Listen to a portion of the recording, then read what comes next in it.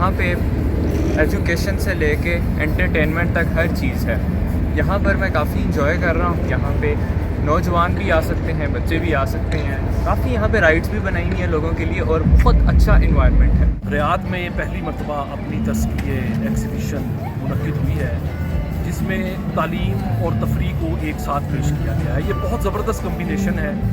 बच्चों को यहाँ पर साइंसी मॉडल्स जिसमें बायोलॉजी, फ़िज़िक्स और इसके अलावा दीगर अलूम को तफरीह के साथ पेश किया गया है, जो कि एक काबिल कदर इजाफा है।